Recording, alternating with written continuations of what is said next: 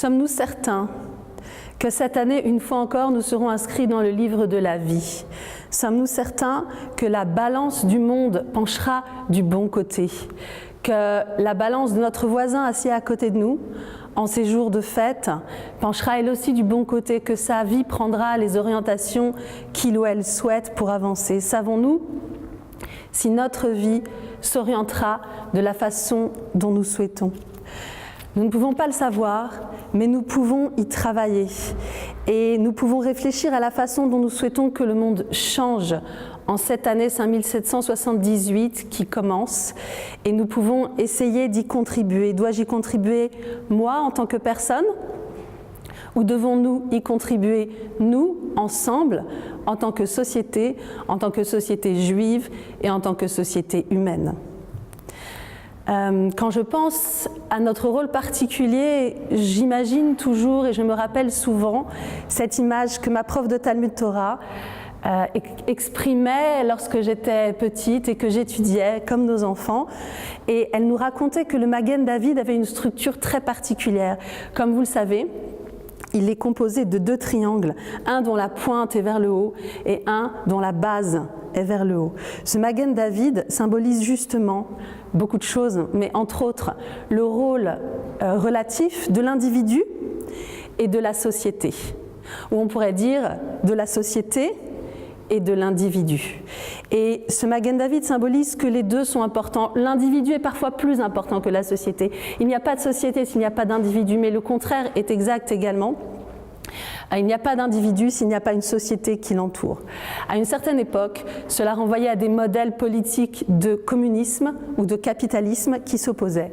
Et aujourd'hui, cela nous renvoie davantage à une question de rapport entre ce qui se répand beaucoup de nos jours, le développement personnel, je me change moi-même pour accéder à une vie meilleure, et l'engagement collectif, est-ce que j'essaye de faire évoluer le monde en tant que société? Est-ce que je suis plus dans la méditation?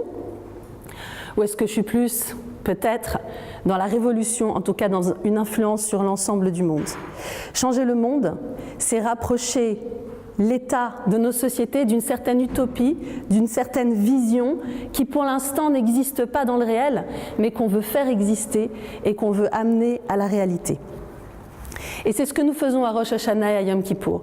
Nous construisons des utopies, nous construisons des lieux, des synagogues ou des lieux qu'on loue et qu'on investit, et nous les construisons en tant que lieu de changement. De la même façon, nous prenons un temps qui en France est commun à tout le monde, et nous en faisons un temps spécial, un temps où se passent des choses particulières.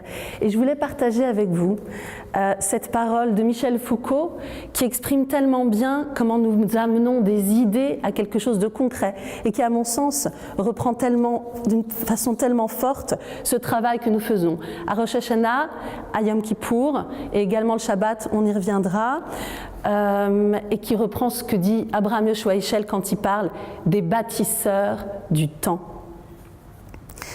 Il y a donc des pays sans lieu et des histoires sans chronologie, des cités, des planètes, des continents, des univers, dont il serait bien impossible de relever la trace sur aucune carte ni dans aucun ciel, tout simplement parce qu'ils n'appartiennent à aucun espace.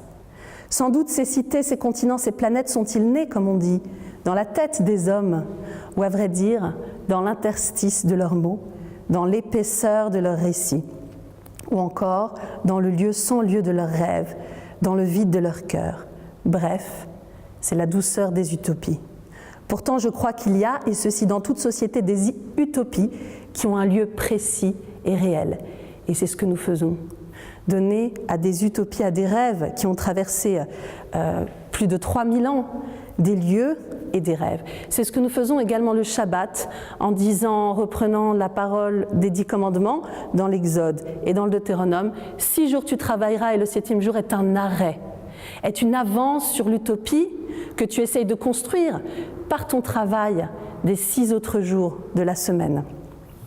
Et on va se pencher un tout petit peu sur le sens de ce travail, puisque c'est l'occasion de rappeler la différence en hébreu entre le mot avoda, qui est le travail, qui est la construction d'un temple, la construction du monde meilleur, le tikkun olam, la construction des utopies, avoda, qui n'est pas le avdout, l'esclavage et la soumission.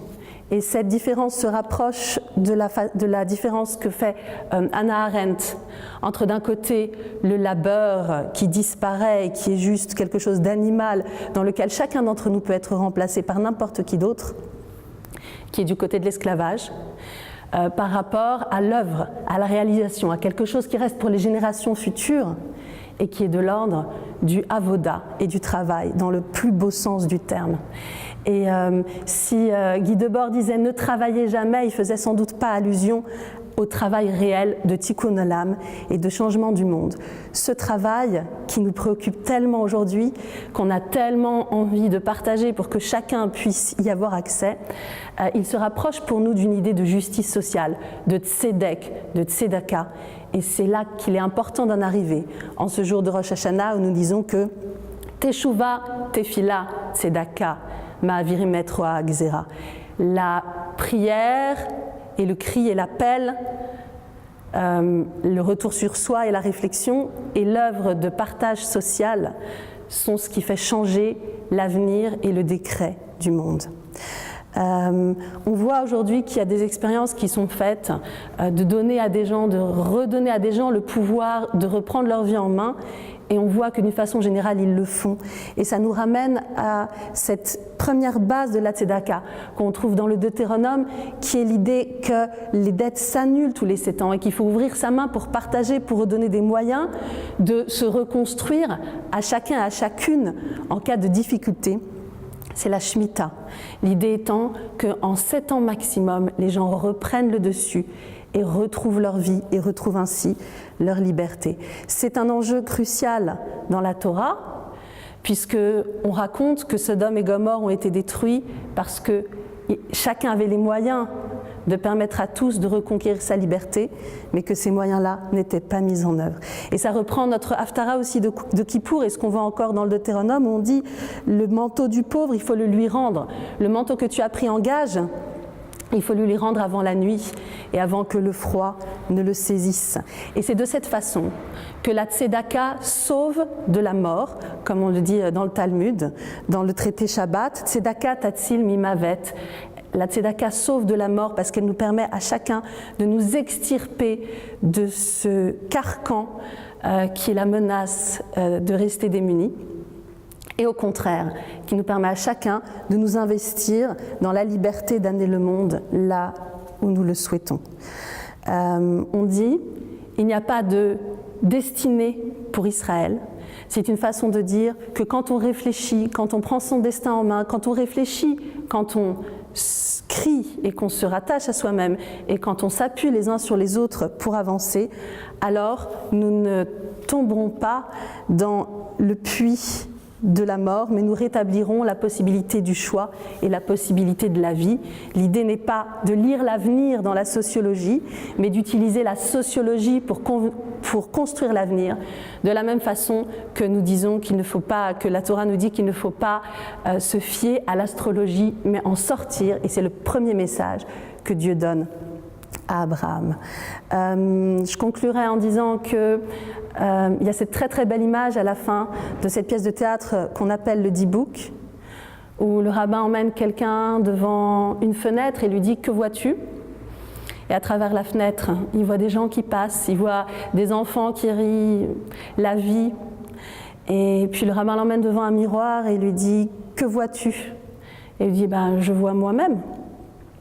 Et la conclusion de ce rabbin dans cette histoire, c'est que parfois l'argent vient se mettre derrière la vitre de notre relation à l'autre et ne nous renvoie qu'au cercle qui tourne continuellement de nous-mêmes, alors que d'après notre tradition, l'argent nous est un appui pour nous construire nous-mêmes, pour construire les autres, pour partager, pour construire des synagogues ou des institutions ou des lieux d'éducation où chacun retrouve sa liberté pour pouvoir contribuer pleinement au rééquilibrage de sa vie à lui ou à elle pour qu'elle penche du bon côté et de l'ensemble de la destinée du monde pour qu'également elle penche du bon côté. C'est cela Rosh Hashanah. C'est cela Yom Kippour, c'est faire pencher la balance de l'histoire générale et la nôtre personnelle du bon côté. Nous entamons donc 2 jours d'Uchronie, de temps hors du temps, qui introduiront 7 jours de travail avant de conclure par le moment solennel de Yom Kippour, un moment hors du temps de reconstruction de nous-mêmes et du monde. Shana Tova Umetuka.